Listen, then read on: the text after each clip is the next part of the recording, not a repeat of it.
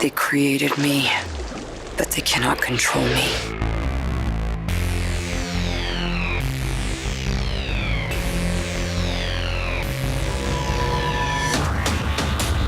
To your left, please, to your left.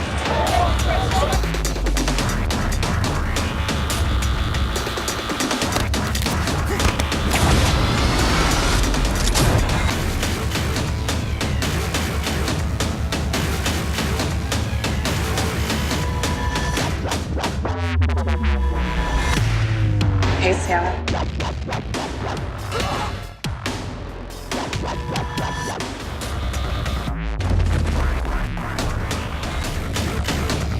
President Trump, I ask you to support all women and our fight for equality in all things. The public loves you because they know how innocent you are. It's true.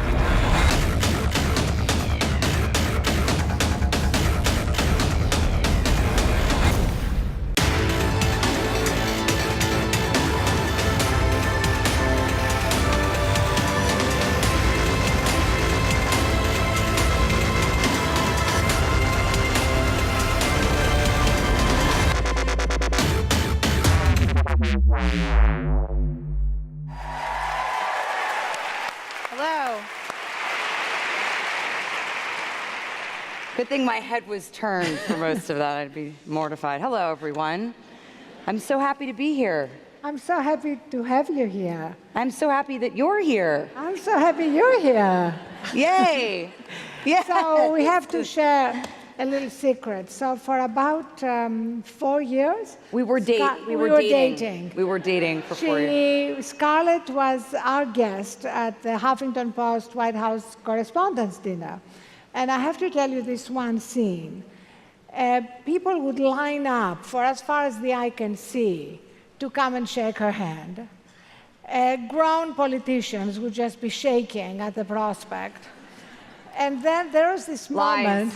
Those are lies. While there was this whole line of politicians waiting to touch the flesh, she was running. Would I make a beeline for Howard Dean? No, I you probably made a did. beeline, literally running in high heels across the ballroom. For who? For Bernie Sanders.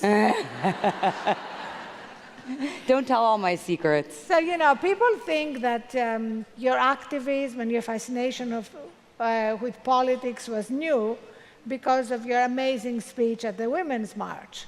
But in fact, it started much earlier. When exactly did it start? Yeah, well, my family is, I come from a very politically vocal family. My grandmother, you know, was right there fighting for tenants' rights, you know, during the whole Mitchell-Lama housing development with Scott Stringer. My mother used to take us to the voting booth, and I would push the button for, you know, whatever Democratic candidate. It's probably illegal to do that, but I guess I voted for her.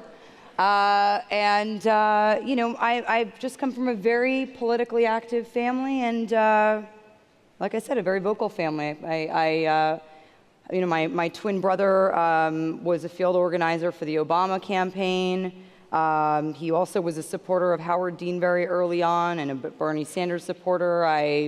You know, I've been always interested in local politics, and I think that change happens at home, and you know, that's something I learned from a very early age. But the world didn't know that side of you until your speech at the Women's March. So let's take a quick look.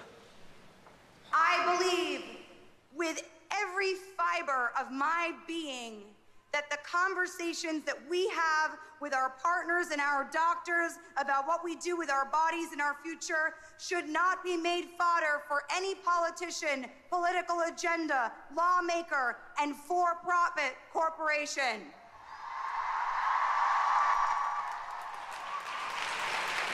We must stand up for what are our basic human rights and always move forward, never backwards.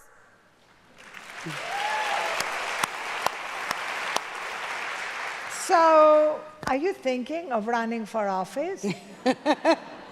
Oh, I don't know. I mean, I think, like I said, I've always been interested in local politics. I think that's where you make the most effective changes in your community. And, I don't know. I would never rule anything out, but I have a very full life right now, and I think that, with a very young daughter, and, I have a lot that I want to do still with my career.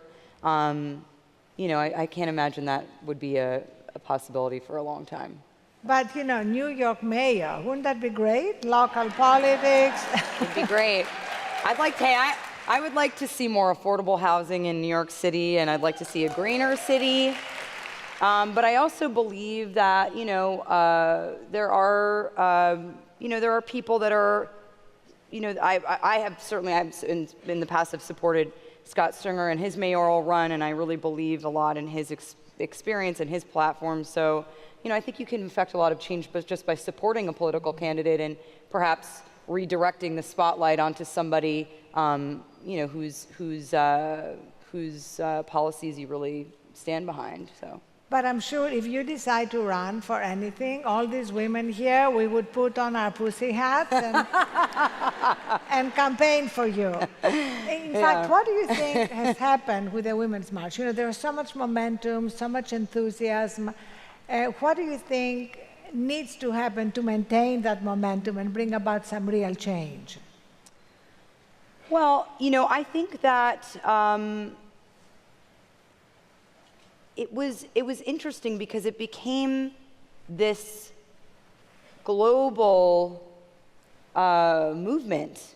I was talking to friends of mine in France, in England, all over the place that participated in one way or another in some sort of, gathering or march.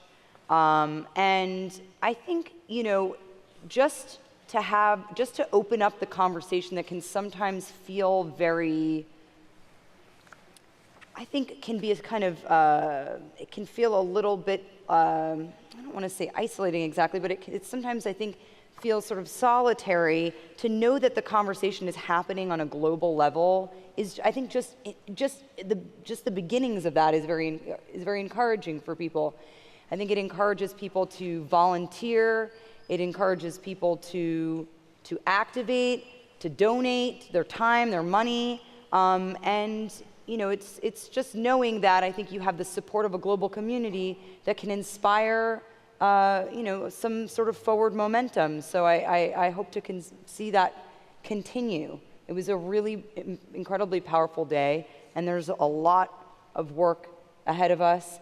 But just to know that we are all kind of holding hands, around the globe, I think is the beginning of something really, really big, and something that's never happened exactly in this particular way before.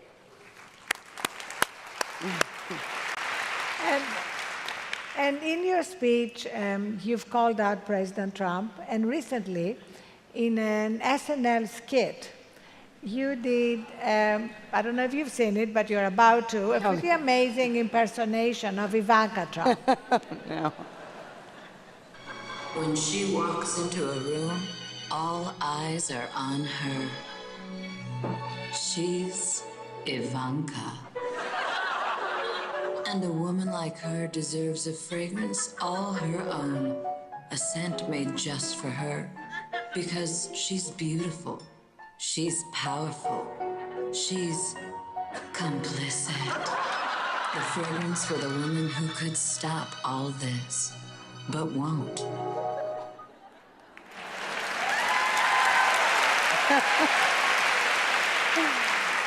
Oh man, yeah. I've been thinking a lot about Ivanka Trump actually very recently. I'm sure you saw the interview she gave with Gayle King yesterday, but it was kind of baffling, I have to say. It was really baffling. And, I think you can't have it both ways, right? If you take a job as a public advocate, then you must advocate publicly, right? You advocate for it publicly. And yesterday she said something which I found particularly disappointing, which is that she felt that the greatest change that she was going to, the biggest influence that she would have, or the change that she would make, actually would be behind closed doors. Nobody would actually know that she had made this change. I thought to myself, well, that's empowering. I mean, how old-fashioned, this idea that behind a great man is a great woman. What about being in front of that person or next to them or standing on your own? You know what I mean?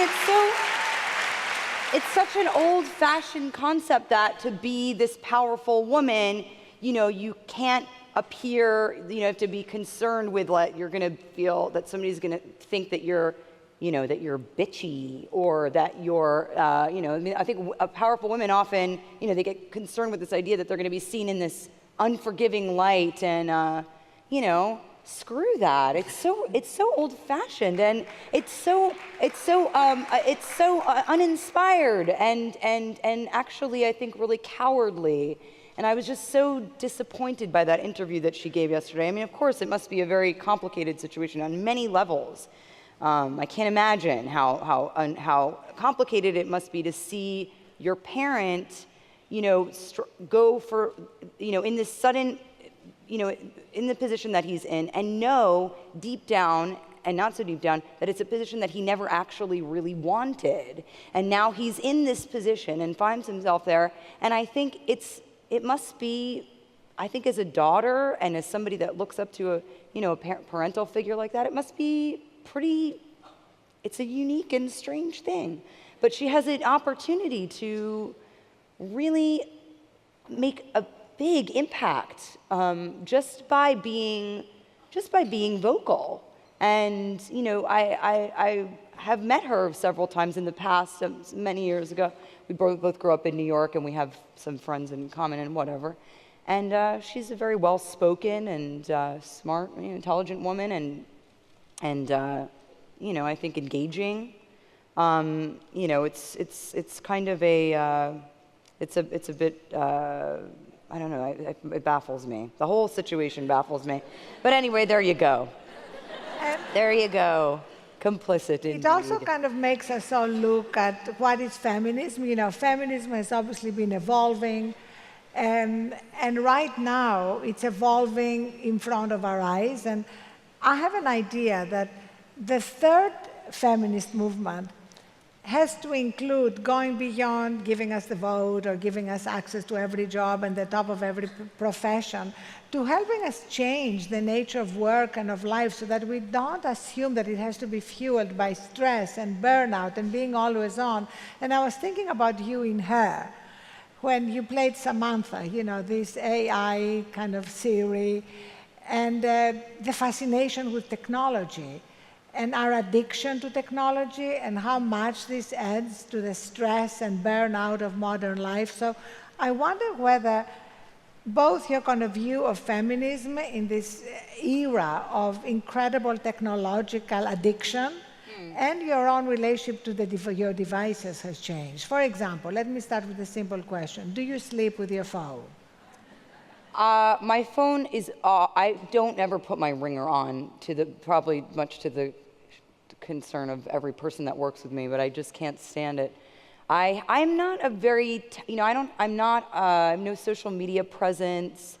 I live quite an analog life, but I do find that my phone adds a lot of stress to my life, and it's an unnecessary stress because life is stressful, obviously, and it's complicated, and especially I think when you're even life is stressful in general, right? As I find as a working parent, life is there's not a lot of other added stresses that come along with that, where you're constantly feeling like there's just not enough of you, and then what's left for you even, you know what I mean?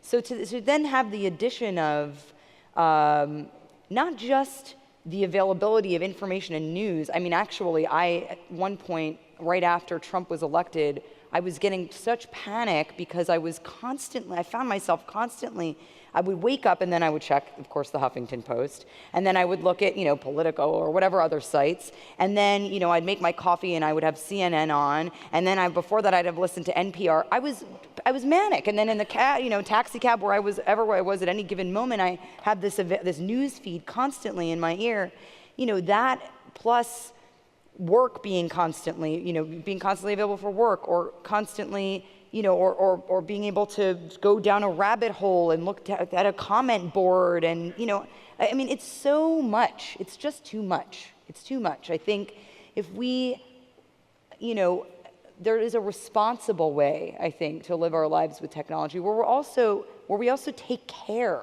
of ourselves, take care of our mental state, give ourselves time and space to be clear in our mind so that we can focus on our own empowerment and focus on our own goals, how we want to get there. Take the time to, meditate, take the time to, sit down with your coffee or whatever it is you do and not be staring at your thing and not be just absorbing all of this constant information, but actually strategize with yourself, try to envision a goal for yourself and, try to think about what kind of active choices you're making in your life. Take time for yourself. I think that helps, that is empowering. I actually feel this is a truly feminist statement. I really believe that right now women need to lead the way into changing our relationship with stress and technology because it's really driving everybody manic. I agree. And especially women, because we always feel that we have the primary responsibility for our children, no matter how many stay-at-home dads there are, it's still the minority. And we have our careers, and so many women are very politically active. Therefore, like you, we're constantly losing ourselves in the constant notifications and updates. And then there is no time left for us and our intentions and where we are going. So I love your advice. And can we all follow it and put ourselves first, put our own oxygen mask first? And then we have more energy and space for everything else. Yeah, I think I try to stop myself from, I go, do I need to be doing this right now? Yes. I don't. I do not need it to be, like going down the rabbit hole of, what the first production of Glass Menagerie was. Like, that's okay. I can put that away for a minute. I can just put it away. And how has your life changed since you became a mother, which is now 2.5 years? Yes, it's 2.5 years, and it is so profound, the change. I can't even begin to summarize it. It's just, I think I really enjoy, when I am disconnected from this thing, it really allows me to be really connected with my 2.5-year-old daughter, and just, I just love, and I've been fascinated also with this idea also in my work as an actor, this kind of paring away of all this noise and kind of return to almost this child state where you see, with your child, they're so imaginative, and this imaginative play that they do. I love to watch her come up with all kinds of stories and games, and it's such a magical, of course, that word's so overused, but it's such an opportunity to really enjoy just life and the simple things that that connect us to one another. This human experience that we share. It's so wonderful to be able to have this tiny person to